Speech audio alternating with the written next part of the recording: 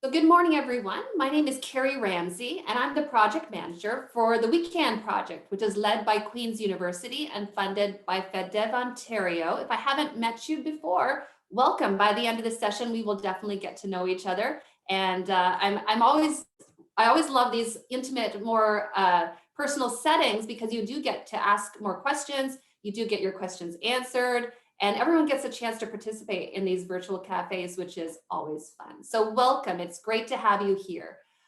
Just as we're getting started and I'm continuing to let folks in from the waiting room, we love for this to be a networking opportunity as well as a learning opportunity and sharing and discussion. So if you wouldn't mind taking a moment in the Zoom chat right now, just let us know where you're connecting from geographically. And then maybe if you have a business and you want to share that business name, maybe a link to the business or your LinkedIn or a social media site, that's up to you. We'll let you do that. But that allows us to find a little bit more about you. And of course, that's a big part of what the We Can community is all about. So while you're taking a moment to do that, I will take a moment to also acknowledge that I'm connecting to this workshop from the Bay of Quinte region, which is the traditional hunting, fishing, and gathering territory of the Huron, the Anishinaabe, and the Haudenosaunee peoples. And it's been a heavy couple of weeks. I'm sure that we can all acknowledge. I think most of us are connecting from Canada, and if you're not, there is certainly some terrible news that is being uncovered as literally children are being found at different residential school sites from years and years and years ago, and just some of that truth is now coming to the surface, and reconciliation, very slow process, and the healing that must take place. It's a long road ahead of us, but I think it's important that in all of our sessions that we hold space for that and we acknowledge what is happening in the bigger picture. We do serve Indigenous clients on a daily basis. They're a big part of our We Can community. That's not the only reason we do this land acknowledgement. Is also the right thing to do as Canadians to move forward and make sure that history never repeats itself again. So thank you so much for joining us. I know that I did give a shout out to the few of the folks who were in the room earlier. Thank you so much for joining us today. There may be some more as well that are coming. I do want to give you that opportunity in the chat right now, if you wouldn't mind, just if you have a moment to let us know where you're connecting from geographically as well as the place that you work. If you have a business, let us know.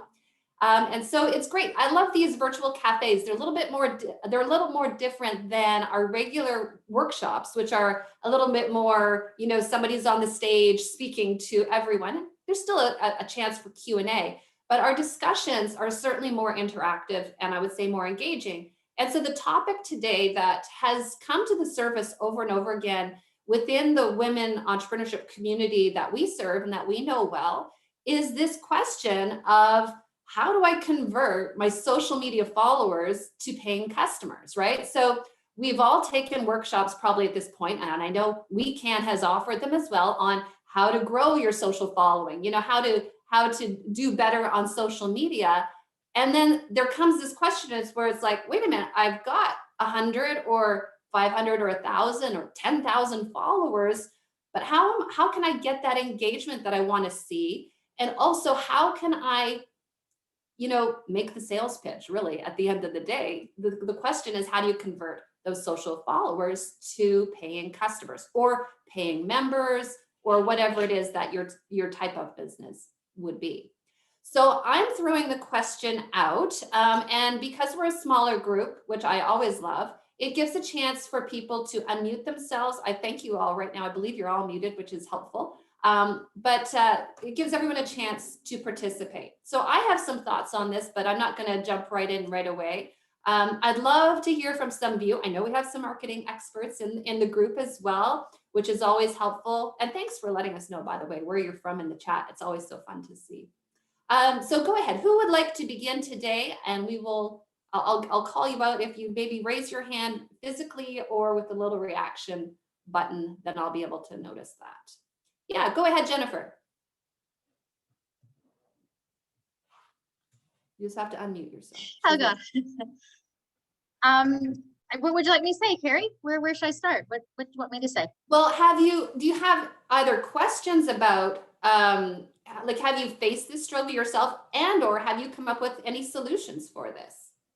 I definitely am facing the struggle because internet and Facebook and any social media is definitely my weakest link in this equation. If I have customers come into the store, I can almost guarantee you they're in here because they're coming in for my product, and I can convert them into a paying customer quite easily. Like I'm good at the sales and I'm good at my pitch and I know my product super well. It's the social media is trying to build up my followers. I only have a handful of followers, but I should have a lot more than that. And how do I get them to come in here? Like, it's making that So transitional link. how do you move them from the virtual space? And I know right now, not every business is open, but we are opening up, hallelujah, finally. So we do want to have them physically start either engaging with us in those physical spaces or emailing us for our services or whatever it might be. Okay, so that's something you've faced. Anyone else want to share that maybe they faced that frustration and or have found a solution, or what are you doing to manage this?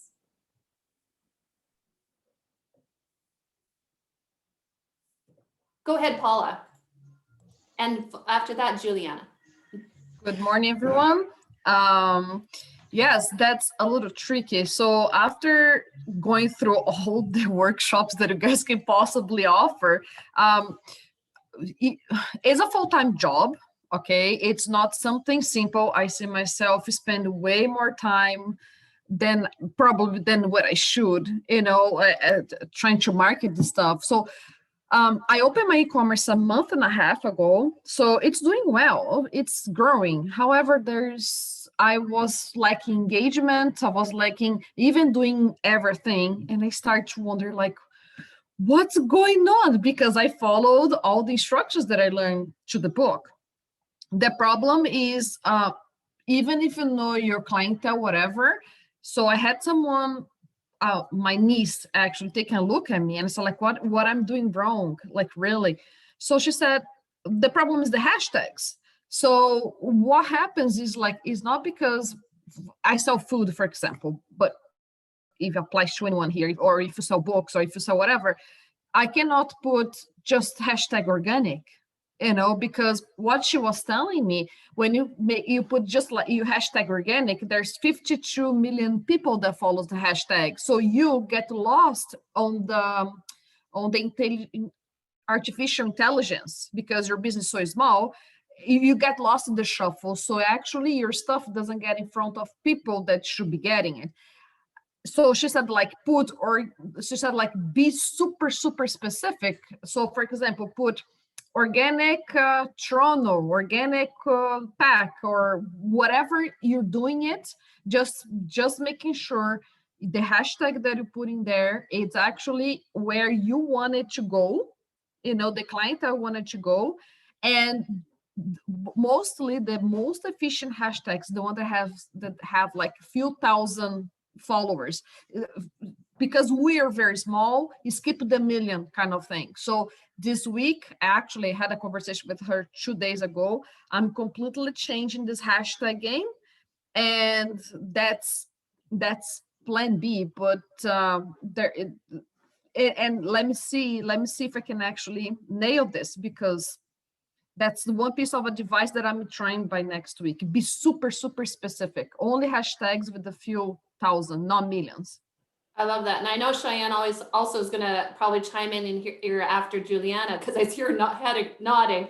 But the other thing I totally agree. So I did put that tip into the Zoom chat. The other thing that I really find helpful is everyone's buying local right now, right? So you need to use your local hashtags. Like for Kingston, it might be hashtag shop YGK or shop Kingston, hashtag shop Prince Edward County, where Paula is.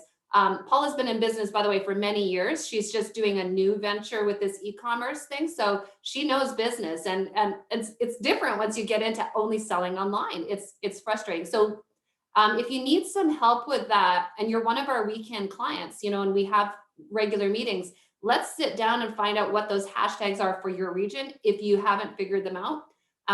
Because regional hashtags, typing that city name, that even the province name, Ontario, hashtag Ontario small business, even that reduces it. So whereas hashtag shop local, well, everyone in the universe is using that. That could mean any city, but hashtag shop Kingston, for instance, whatever is more specific. So yeah, point well taken. All right, Juliana, over to you. Is it Juliana? Am I pronouncing that right? Hi, hello. So yes, well, my name is Juliana because Juliana, I love it. I'm from Colombia and we say Juliana, but everyone here call me Juliana. So I feeling great with any form you want to call Paula, my who name. just spoke, is from Brazil originally, by the way, just to let you know. So yeah. Okay, sounds great. So hi, as you say, my name is Juliana. I'm founder of Callmaker. So we create Kini. This is our product. We create robot for kids, and we teach coding through internet. We have some online sessions. So we sell like a bundle. We create the robot and we teach 8 sessions online.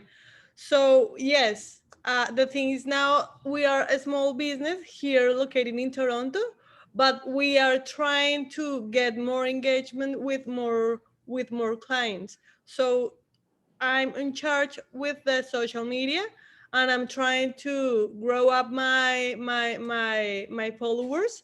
But so far, I don't know what else can I do and what like accurate message that should I put in each post. Okay. All right. Good. Good. Okay. So this session's for you. You came to the right place. Good. We're gonna have some answers before you leave. I promise. All right. I'm gonna Right. kick it over to Cheyenne. Just because you were nodding your head, I know you have a marketing background. Do you have anything you want to add at this point? Just to speak to the hashtags and just kind of social media marketing in general. Although we tend to look at numbers like with hashtags, right, where you tend to go for the millions, it's really more about the quality of your audience than the size of your audience, because 50 people that are highly interested in your product and relevant are much more value to you than 500, right? And the hashtags and being specific about that relates to the same thing. And content wise, social media is one of the areas I specialize in. And social media is a hard sell because people don't go to social media with buying intent. They tend to go to Google or somewhere else, but it is becoming more acceptable. But I found it's really important to diversify your content because you need to nurture that audience. You need to give them the information about your product. You need to entertain them and engage them. But you also really do need to have that hard call to action to get them to buy as well. So it's really important about having different types of content that are covering all that goal of your funnel if you're using social media to try and convert. Yeah, and that was one of my tips that was on there, was asking. Well, so the two things you said were so important. One, diversify your content. So when someone goes, for instance, to Instagram, which I think people are more apt to buy on Instagram than Facebook. So let's just put that out there. If you're like, which platform should I choose?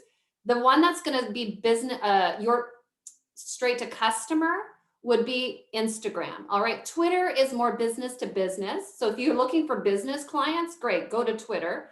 But if you're looking, and of course, Facebook is very protected. You have to friend people. It's very hard to get followers on Facebook. So if you're frustrated, you are not alone. There's nothing wrong with you. You can build Instagram followers probably 3 times as fast, if not 10 times as fast. So that's just one thought. The other is that you want to make sure that you have some pillars of content. So as Cheyenne said, so maybe sales is one of your pillars. Every now and then, every 4 or 5 posts, you're going to put a product that's for sale with a call to action, right? That's a key. We can get back to that. But maybe your second pillar is like inspirational quotes about something in your industry. So Juliana mentioned they do coding. I think that was for kids because of the robot toy. So maybe, every few posted something inspiring about creativity and kids and the brain and getting kids active. And then maybe there's also a pillar about her and her family. Maybe if she's willing, her kids and or customers, pictures of kids playing and testimonials. So it's like, it's not just a whole bunch of products on your Instagram site. It's interspersed with some interesting content because you want to always be adding value. And then to that last point, which I'll make right now, which was, the call to action. So don't just post something and say, isn't this, so I'll use Michelle, for instance, who's on the call. Michelle has a YouTube channel where she reads diverse and inclusive books for kids. So she might not say, I have a show coming up, hope you watch it, without saying it's at 10 a.m. and here's the link, or go to link in bio, right? You have to give them an action, which is the call to action. You have to give them that so they know what to do with the information you've given them. I see so many posts that have the intention to sell, but never make that ask. So send them somewhere, give them an action, easy action. And so I'll leave it at that for now. All right, who would like to go next? Maybe expressing a solution or a concern, a question. You can put up your hand or yeah, go ahead, Chantal. Hi, I value what everybody's sharing, and it's great. And I'm jotting down ideas as we go. And I want to share a little bit about my journey to illustrate some of what you guys are talking about. And I don't know if I'm doing it right or not. I just know what I'm dabbling in. I started Instagram last October with an intent to follow women in business who I supported, and that's all I was going to do.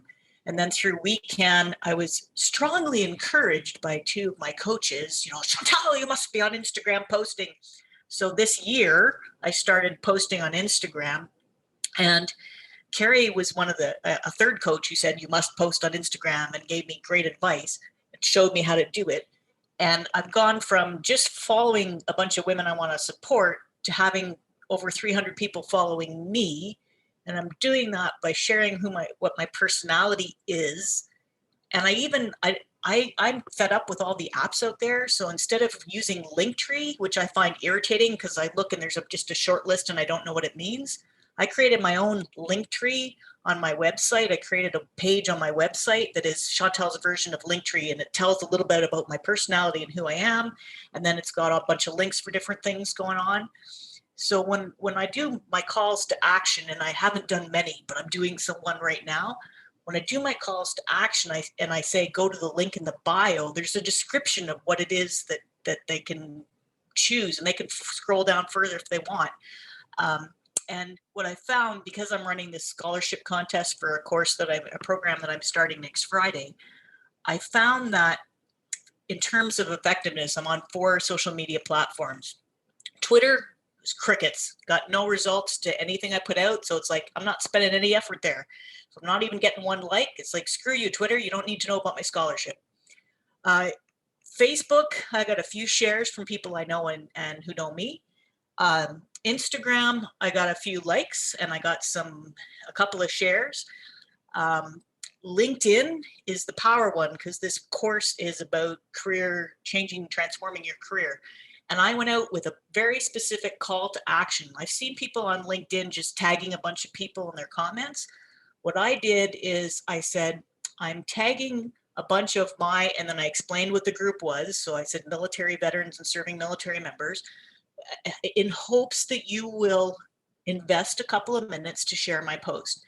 And I did that on Saturday. I tagged about 100 people, and so far 17 people have reshared my post. So to me, that's a 17% conversion rate for sharing my post, which is good. Now, I've only had 3 people apply for my scholarship. One of them came from LinkedIn. One of them came from my email marketing platform. I only have 50 people on my email subscription list. So one person signing up for my contest from 50 people is woohoo, I'm doing great for conversion, right?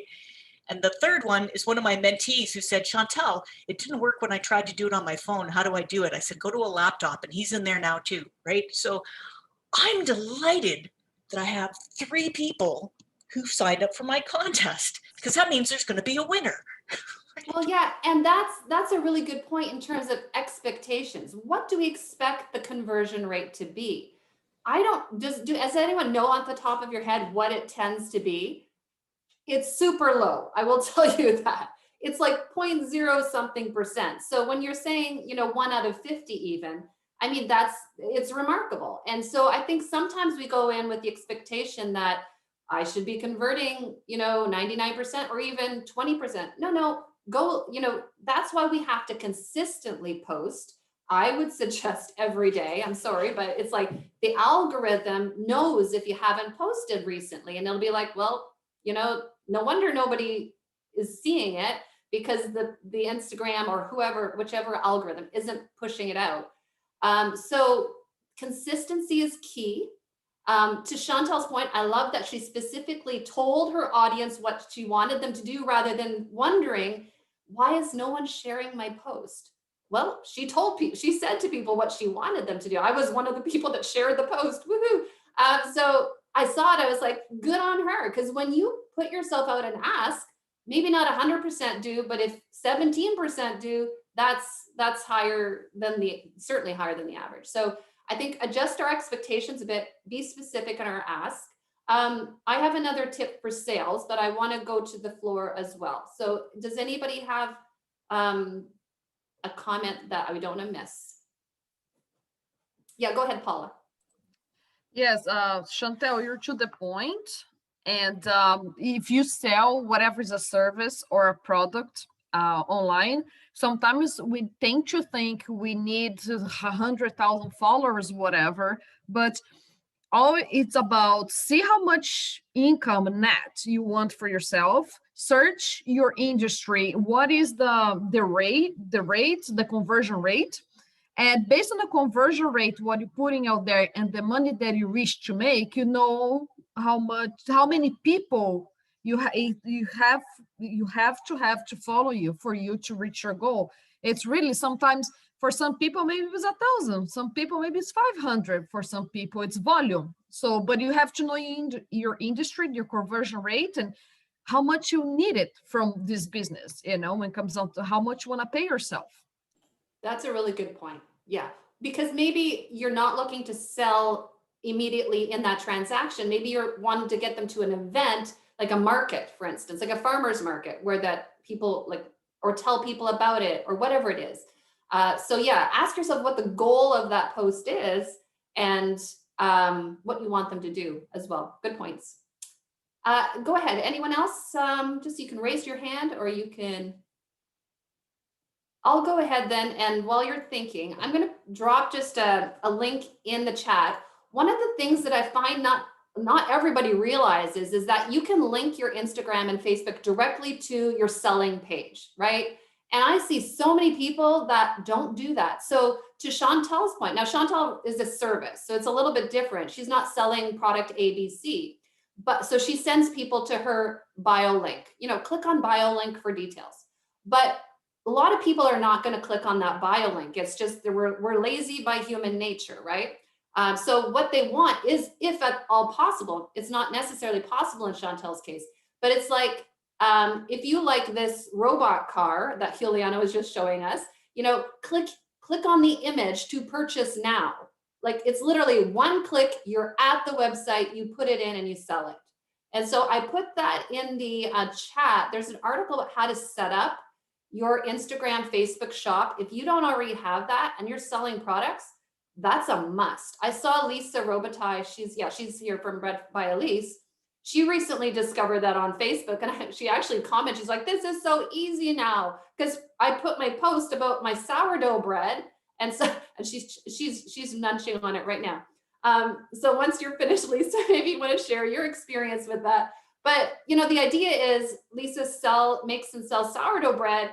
And so now, instead of sending them to a website or something, it's like, click on this image and it's instantaneous. Here, take my money, So that's just something I don't see enough people using, is that direct link to the shop. Lisa, did you want to comment?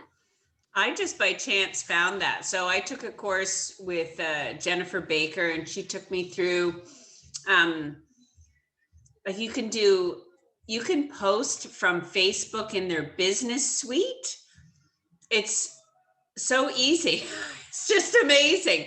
So from there, it kind of gives you like suggestions, like you can add a product to this image. I found I was doing it a little bit too much, which was kind of like, buy this on this post, buy this on this post. So my oven broke. It's given me a little bit of time to re-strategize. And so yeah, that's kind of where I am. But Business Suite, Facebook Business Suite is amazing. You can post both Instagram and Facebook from there. Yeah, and that's key, is that in there, because of course, am I wrong? Am I dreaming? Facebook and Instagram are owned by the same company, right? Pretty sure. Yeah, so I mean, it's linked. It'll give you an option in there. Do you also want to link to your, so once you set up the one, you just get asked, would you also like to link to your face or your Instagram account? You say yes. And then immediately you have access there. So it's not too difficult. But again, if there's any weekend clients that need help with that setup, just let's set up a session. We'll do it, because that could be stopping you. Even Chantel or someone that is selling services, if you have a spot on your website, for instance, buy coaching from me, or buy this ebook from me, or whatever. If there's a direct link, again, it'd be like, click on image to let's talk about coaching, that sort of thing. It's like this just one click environment that humanity has gotten used to. 2 clicks and I'm out. 1 click, you know what I'm saying? We are that lazy. All right, so that's a thought as well. Anyone else? Oh yeah, I saw someone asking for Jennifer Baker's contact info, and I'll put her website into the chat here in a moment. Who would like to go next? Challenges and or supports or resources, anything of that nature? I'll go next. Yeah, go ahead, Sherry. I No, see Michelle. Sherry. Okay, let's go Sherry and then Okay. Michelle following. Thanks. Oh, I was quite happy to Michelle hand it over, because I've just got this jumble of stuff in my head that, it's going to come out in a variety of different ways. The whole social media stuff, it's just too much. And so bringing people on board to sort of take it on has been part of how I've been operating. The only challenge that I'm facing there is to make sure that the voice, of what we're trying to do, as well as the thought leadership, actually comes through. And so that's been a little bit of a challenge, because I've been told I need to have a blog, I need to have a newsletter, I need to be on, all of the platforms of social media. And now that you're saying Instagram too, I'm like, no. Although what I'm taking from this conversation is that Instagram with calls to action are really effective. And I think that's something that we'll focus on, and maybe slow down some of the other pieces. I'm also realizing that SEO is so freaking important, and that to get professionals on that is a great idea. And I don't know if other people are sort of spending their time there. I guess oh, good, Paula, thank you. Yeah, I love that. And then I, of course, because I think I'm a creative, I just decided I'm going to sell merch too. So the Instagram piece is like, oh, I'm going to start selling merch with a quick buy now. And so that's what I'm taking from this. I guess what I'd like to know from the group is, it feels like too much. Like, it feels like I've got so many different things that I've got to focus on. I wake up, I have to write blog posts. I have to make sure that the newsletter's ready. I have to, and I teach from 8 till 5 typically every day. It's not sustainable. How do you do it? I feel your pain. I'm sure someone wants to chime in. I definitely have an opinion on that as well. And the good news is you do not need to do all the things, Sherry, for sure. But over to Cheyenne. Go ahead. You're on mute. You're on mute, There we Cheyenne.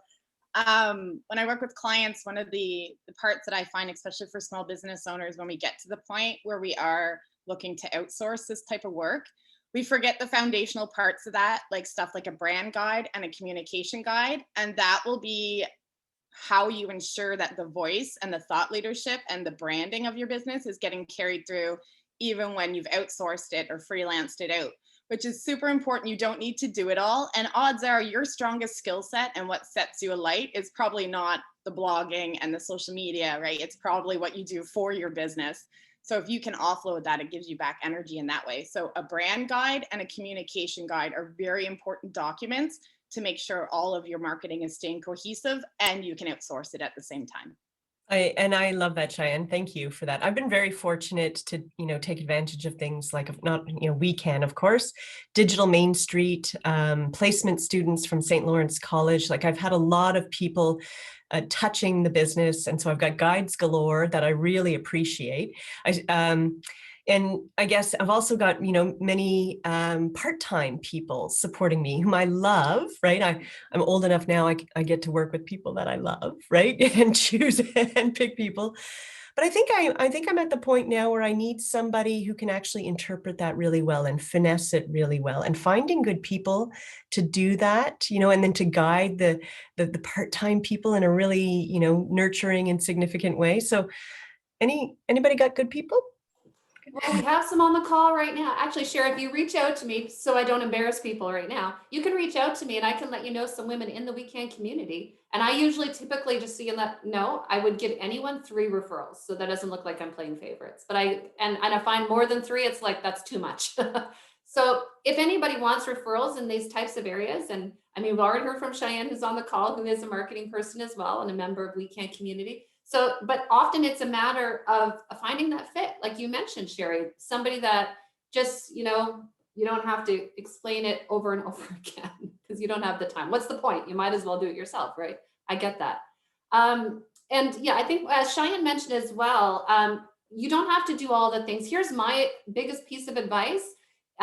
Where is your audience? Because if you are looking for business clients, it's no surprise that Chantel's getting more traction on LinkedIn, right?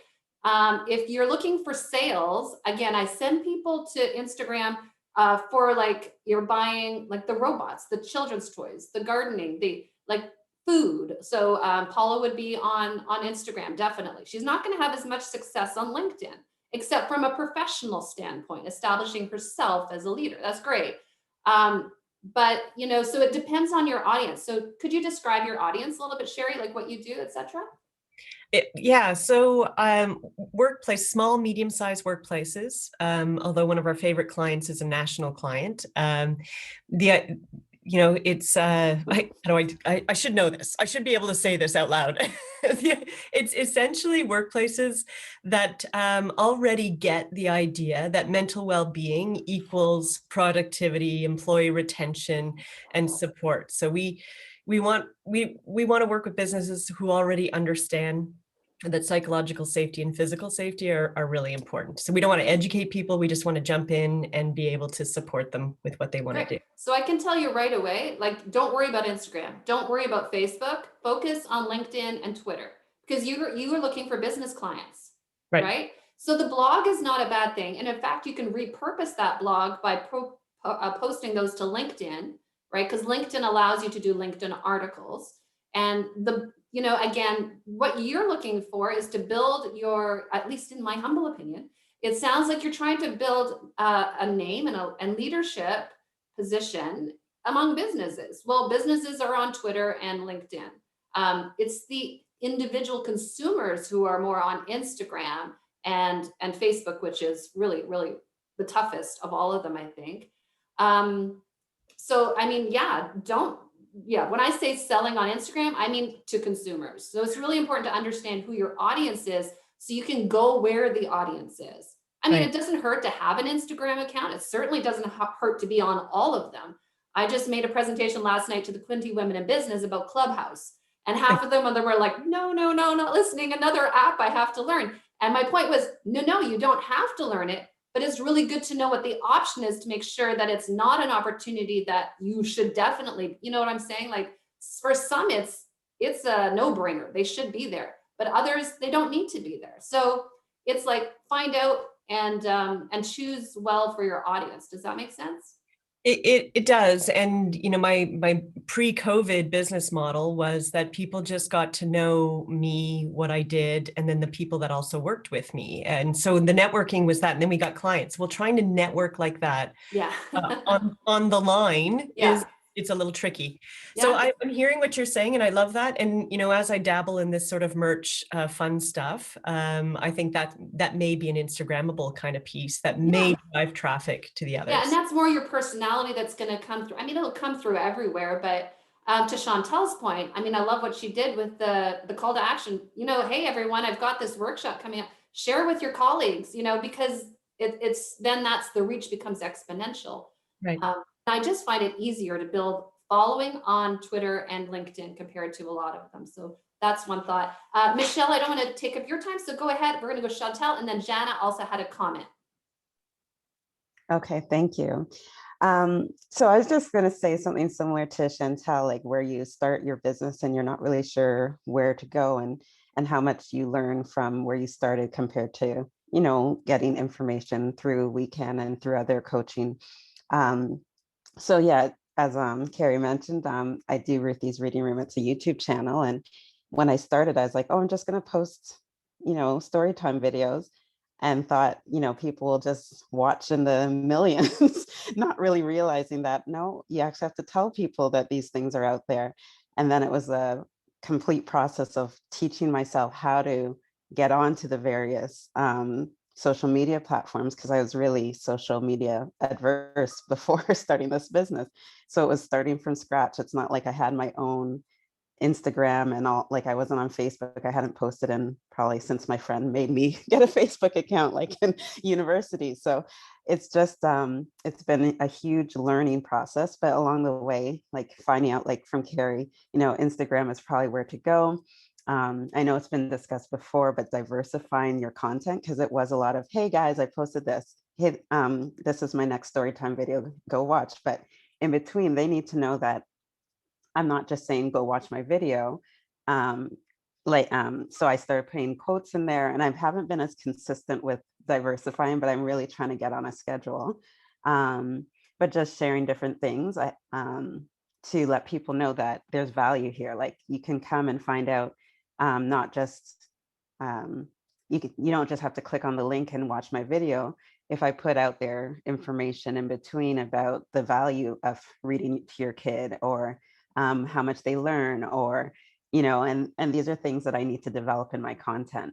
The other thing that I learned recently from a digital marketing person who kind of helped coach me for a little bit was specifically on Instagram, doing following various people. So she was suggesting search the hashtag that relates to your business and follow a bunch of people, and a lot of them will follow you back. So in the last week, I would say I went from maybe high 300s to over 500 just by doing that. So just a simple way of saying, you know, getting people interested. And I'm seeing, and then of course, engagement is important. Like people don't want to just know that you have a bunch of likes, but if people are commenting and seeing that your audience is engaged, which I think connects back to having, like your numbers can be really high, but it's the people who are interested in what you're doing and saying, hey, I'm going to answer, I'm going to talk about this, that will kind of show and hopefully drive them to just not like and comment, but then also to eventually purchase. Because in the end, it would be great that the authors that I'm highlighting, then their sales go up, right? And then that drives back to my business of, hey, authors, when you come on and I read your book, right? And it all connects. So I think in my jumble, because there was a lot that was said, that I was like, oh yeah, I should say something about that. But I think in the end, those things all together and getting organized with like putting out the content and being on the right platform for my audience, for my niche is what will eventually grow the actual business side of things. That's awesome. And congratulations on passing 500 followers, because that's a huge milestone for any business. Absolutely. I love, and I mean, here's the other thing about processes, right? Systems and processes. It just becomes a part of, so Michelle, I don't know if it's every week that you post one of those YouTube videos. I think it's about every week. So like when you post that, you could notify the author, that's a part of your process.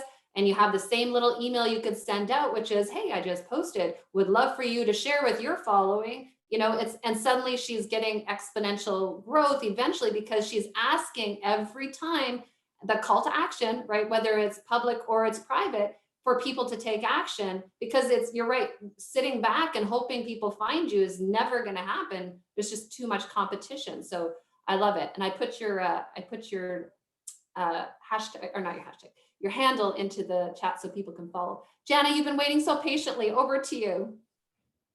Yeah, so I think it was starting from where Sherry was talking. Something that has helped me hugely is scheduling your content. I use Later, the app, and I have like all my content scheduled. So again, with like the brand pillars. So I follow my brand pillars. I create all of my content in advance. I put it in the later app and it schedules everything out. And then I just go about working my business and I do not have to think about it. And I think that saved so much stress, because before I was trying to do like everything last minute and you're like, oh, I was going to post today, and then you're trying to write something. So really, like, if you are like, I generally do it on Mondays, but like if you are in like a state of being inspired, like write a couple of things so that you can share that like from that place of like being inspired. And I think that's really helped. And then for me personally, like, I think social media has shifted so much, and I have really, like, I was really big on Instagram and had huge engagement and huge following. And then I feel like with all of the algorithm changes, like, even though my behavior didn't really change, like things started to change. And then jumping on like all of the new things, starting doing reels and things like that, as uncomfortable as it is kind of what like because Instagram wants to boost that stuff. So that's kind of where I got engagement back on Instagram. But most of Instagram I find is more of the lifestyle stuff, and my clients actually have been coming more from LinkedIn, whereas before they were coming from Instagram. So that's also a shift I've been making. But even in that, like, I only post on LinkedIn like once or twice a week, and there's still people coming through. Those posts are still being shared, even though there's not many comments and likes on it. It's still like getting messages and connections from that. And I think that's one of the biggest things, is sometimes people aren't even commenting or liking, but you can like look at your insights and see that they went to your website from that post, even if they didn't engage on it at all. So sometimes when you think something's not going well, look at your insights and use that as like, okay, but still there was, like 10 people clicked on my website, even though I only got 15 likes. Like, that's really good. Yeah, and I love that you're using LinkedIn. Jan is a coach for burnout, people that are burnt out. And that's the perfect place to look, is on LinkedIn for sure. So that's really interesting, and a great tip about looking at the insights, the analytics. All of your social media tools have this for free. You don't have to pay for it.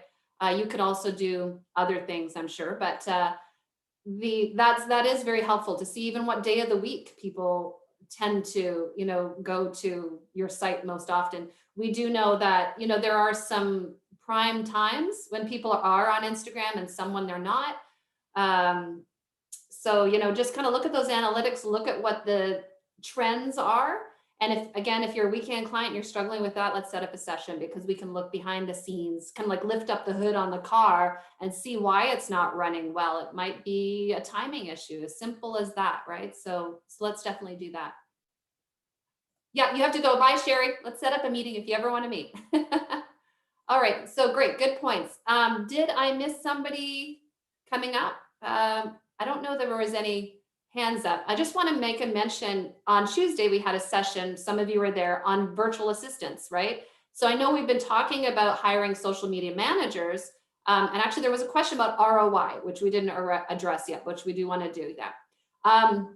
But a virtual assistant, and as another option there, it's too bad Sherry just dropped off, because I think that would also be helpful. Virtual assistants, many of them do social media plus other tasks that you don't like. But I mean, the point is that they don't always specialize in social media. So if you're only looking for social media, that's a better bet probably, is to hire a social media manager. But again, if you're looking for someone just to take things off your plate, lots of things, then that would be also something to think about, bringing on a virtual assistant, just trying it out for a month and seeing if it allows you to do what you really want to do and focus on what lights you up, rather than some of the periphery things that still need to be done, right? Let's address that ROI question. Does anybody have a thought on that? I think Lisa asked it, which was basically, what kind of ROI should you expect when you hire a social media manager? So by that, do you mean like, what kind of results should you expect? Is that the question? So let's say I have $500 that I would like to put towards social media. I don't like doing it. That's something I really just don't like doing. But I want that person to be able to make that $500 back. So it's kind of worth it for me to do that. So it's and I know, Cheyenne, you were just saying that's not really what you're focused on, but I don't want to put out $500 and get $100 back. But I know that, you know, professionals probably will make that 500, but it's that anxiety that I have a little bit about spending that money when I could spend it on labels, for instance, and looking more professional with that sort of thing. So that's kind of, you know, why I asked that question. Tatiana, you have your hand up. Go ahead. Yeah, this is not an answer, sorry, but I wanted to kind of also ask on that, like, if you had your $500 and you're ready to hire someone, I guess I don't even know where to direct them. I feel like you might need to know more than you do in order to be able to get the ROI, because that's sort of the question I have, if anyone has kind of adding on to your question, Elisa. I'm not sure if there's an easy answer, but let's muddle our way through it and let's come up with something. I know we have 10 minutes left, but I think that this is the question about ROI is great. Does anybody want to chime in before I brainstorm or lead a brainstorming session? So, I mean, so if you have again, if you have $500 to spend, that's a really good question, Lisa. How do I know I'm going to get it back? I don't think there's any guarantees, first of all, when it comes to that. I don't see that. Social media is a little bit nebulous, right? To use that word. So, because honestly, it could be like one follower who brings in $1,000 worth of business, or it could be you attract 300 new followers and that falls short of the 500 goal. I kind of say, I think you have to play the long game. That would be my answer. You have to invest in your business. There's no doubt about it. You have to invest to make sure the systems are set up. You have to invest to show up consistently, because that's how social media works. So if it's not you, then who is it going to be? Because someone needs to, and I think even to back up, what are the sites that you're going to show up on, right? You don't need to show up on all the sites, but a really quick answer for that as well is to make sure you're repurposing your content across the sites. So for Weekend, for instance, we have LinkedIn, Twitter, Instagram, Facebook, and sometimes Clubhouse, right? So if I'm posting a story about one of our Weekend clients, I post that on all four. You know I do, because you probably have seen it, right? So I don't adjust the story except for length, right? So you can do the same story 4 different places. So you can repurpose. But I don't know that you're necessarily going to see the results immediately. It's almost like, let's put in a 6-month or 1-year strategy. And I think it goes back to what Cheyenne is probably about to say as well. So I don't want to steal her thunder, but if you have a strategy, it's like a year, I think, is almost like the commitment you have to make in order to see the growth happen. And when people know, like, and trust you, right? Because that's the point of social media, to be social, to get people to know Lisa. Once they do, they love her, they want to support her business. And oh, by the way, the bread is awesome, right? But no, building trust takes time, and there's no shortcuts around it, especially cold audiences, right? So that would be my initial thought. Cheyenne, what are your thoughts on that? This is a very common conversation I have with clients at the start, because as a small business owner, ROI is super important to you. But at the same time, marketing and social media is a long game, especially when you're first starting your social media. I tell them to look at more as you're building your brand. This is not going to be immediate sales and immediate conversion. It is an investment into your brand, which is why your graphics and your copy, the more elevated that is, the more elevated your brand reputation is going to be, the more content you're producing, and the more consistently you're producing it, the more you're going to get in front of your audience. So you have to see it as an investment into the intangibles of your business first and foremost. And then as you build up that brand asset, after time goes by, then you start being able to roll that into the sales, and then you can start seeing a buildup of ROI from the marketing. But you can't start the get-go from there. That then you're looking at ads and sales and conversions, and that's a different type of beast than social media in general. Yeah, and especially right now, and Juliana is going to go next. Right now, because of COVID, like normally, Lisa, you'd be in a market and you'd be selling. Like you'd be like, I paid $25 for that stall and I made $1,000 that day. So it's immediate, right? You can see the results. Whereas now that we're relying on online sales, it is tougher to measure those results. And so that's just, I think, part of the nature of it. but so there is a distinction there between the market stall and the virtual stall, if you will. Juliana, did you have something to add to that or something new? Yeah, and it's just a little question. What about, I would like to know what is your thought about TikTok? So I'll chime in there. My response to that is your audience on TikTok, right? So Juliana, I assume that even though you're reaching kids, it's the moms probably are your primary target that would purchase those toys, right? You know, the mother is usually the primary purchaser of that type of a product. Yeah. So the question is, are moms on TikTok? They are, Right. they are, but I will tell you this one thing. I had a meeting with a client earlier this week, and we were going through her social media. I was like, oh my goodness, you've got almost 10,000 followers on TikTok. That's TikTok. That's remarkable. And my second question was, are you getting any sales as a result of that? No, it was more entertainment.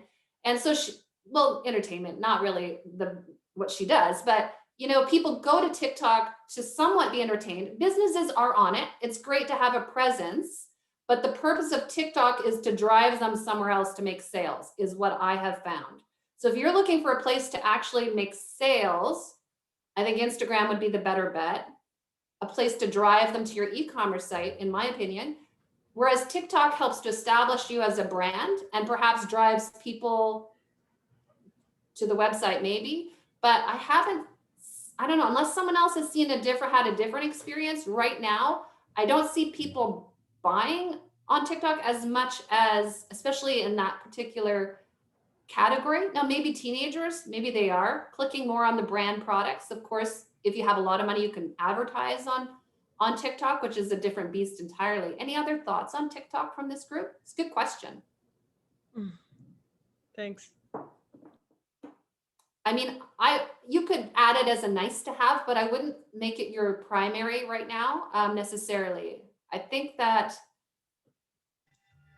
would still be on I think I would still look at Instagram for your type of business, in my opinion. I have a comment about my thought pattern about TikTok. So my goal eventually in the next year is to give like online courses on sourdough. So putting a little snippet, how I teach, what the outlook is, and can you follow along the way I actually do it? And then that will drive them to my website where they can buy a course on how to add blueberries to sourdough or something like that, and maybe have a $5 thing to it. So I'm thinking about your, what was that you teach, Juliana? Coding. So Coding you could maybe make kids. something kind of fun, and then have like an online course kind of thing, drive them, but just little snippets to get them to know you. That's what I'm thinking for TikTok, but it is a monster. Like it's yeah, I agree. Thank you. okay. Yeah, I mean, a quick example, my son has his own business as well. Some of you know, he started when he was 16, he's 17 now. One of his TikTok videos has over 250,000 views, and he has not gotten any sales from TikTok. So I'm just gonna say, people can like a video a lot, but that doesn't mean it's gonna convert to sales. So, which brings us back to the topic for today, which is not necessarily how do we get more likes. Engagement is good, don't get me wrong, but what is the best tool for you to be using in our limited time that we have, to focus on, I would say, the tools where your audience is. If you don't know who your audience is, that's another question. That's a big question, right? But once you know, like Sherry said, she has a business audience. I'm like Twitter and LinkedIn. That to me is a no-brainer. If you have a consumer good, you're probably looking at Instagram, maybe TikTok.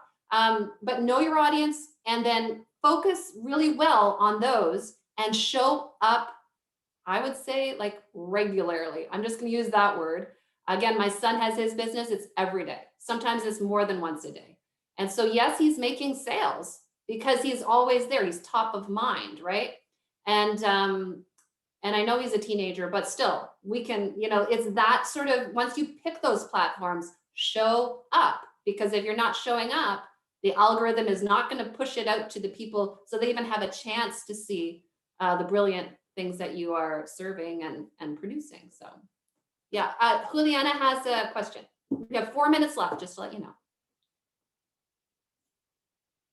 No, sorry, I don't have any more question. Oh, it was, Thank you. that's all right, no problem. I don't know if I've missed any questions in the chat, but it looks like I know that a couple of people had to go for other engagements. Any final thought or question?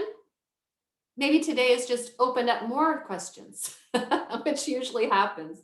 One of the things I always suggest, I did put my email in the chat. Again, if you're a weekend client or you're in the greater Kingston region and are interested in becoming a client, again, I don't make any more money per client, so it's not a personal sale. But the idea is what we've started to do recently is we're going deeper with clients, right? So someone mentioned to me this week, she goes, Carrie, these workshops are awesome. They always scratch the surface. And I feel like it's a lot of things that I don't know how to do. I'm like, that's where we get together and we start to go deep with a growth plan, for instance, or one of the other tools, so that we don't just leave you hanging. It's like, follow up. Let's make sure that we do get you on track. So that's what this is intended to be. Maybe answers some questions you have, but also get you set on a path. To Cheyenne's point, if you don't have a strategy, if you don't have a plan, then none of this is helpful. Like, we can't just react, right? We have to know, okay, Carrie, I'm going to create a plan. I'm going to have these 2 tools, and this is how often I'm going to post. And these are my 4 pillars, where Juliana mentioned the 4 pillars as well. These are the 4 pillars of my content. If you're struggling with this, we can talk, right? And this is my plan. I'm going to keep it simple, but I'm going to commit to it over time because I know it's a long game. Tatiana, go ahead. Yeah, I was just going to share. I'm not the master at this, but one thing that I have mastered is I now have fun with them. And for me, that's going out in nature. So I do my videos out there. I just wanted to offer that as a hack. Like, how can it be fun for you? Where do you feel inspired? Because that's going to like allow that to be much more sustainable. That's so true. That's so true. Good point. Make it fun. Yeah, it should be fun. Like I say, it has to be fun. And if your audience sees you not having fun, then they're not going to be sold anyways, right? So you have products and passion and services the world needs. Go at it from that angle. Know your audience, find out where they live, and show up to serve them, right? So it's kind of like Gary Vaynerchuk talks about, serve, serve, serve, sell. Serve, serve, serve, sell. Right? He uses actually some boxing metaphor, which I don't use, but it basically, yeah, it's jab, jab, jab, right hook. That's what it is. But for me, I just say serve, serve, serve, sell. Because if you're serving your audience and adding value and not just selling, then people are going to pay attention to your channel because they're like, hey, Ruthie's reading room. I love going there because I can find out what the latest books are. I can have a little Q&A with authors behind the scenes, or whatever. So like, if she's adding value to me, then I'm going to show up for her too, right? And I'm just going to be waiting for that merch to show up when I can buy my Ruthie's Reading Room t-shirt, hat, and all the other fun stuff, right? So bookmarks, whatever. So yeah, I would say play the long game. We've had some great tips here today. Hope that you find it helpful. I know many of you have to jump off the call. You know how to find me. You have my email in the chat, or you can go through Eventbrite and reach out. Thanks, everyone. I hope you have a wonderful day. Good luck with your social media. Have a great day, everyone. See you later. Thank you very much.